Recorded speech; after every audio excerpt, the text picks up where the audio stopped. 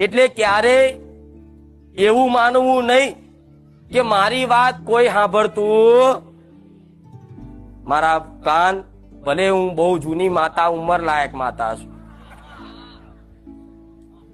ઓછું સાંભળતી હોય, પણ અંતરના શબ્દો તો એકદમ તેજ કાન છે મારા.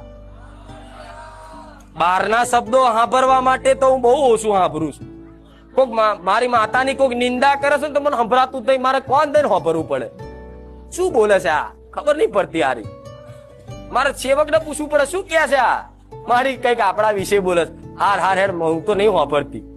ચમ આ બહારની સંસારની કોઈ વસ્તુ નો સાંભળવા માટે મારા કાન બહુ બહેરા છે. જેમ કે ઉંમર લાયક માતા, કેટલા વર્ષો થયા મારે.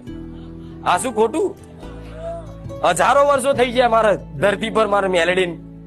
પણ હા, અંતરાત્માનો તમારો અવાજ, ખાલી પોકાર, નાભીનો પોકાર, એક શબ્દનો હશે, એક આંસુડો, એક દુઃખનો કદાચ વેદના હશે ને, તો કાન દઈને સાંભળીશ.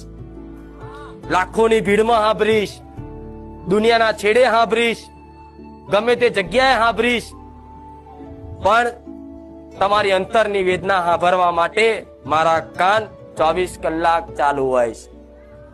અનુભવ કરજો. એ કુખાર મેલડીમાં, રામવારી મેલડીમાં, તમે જે મને બોલાવો.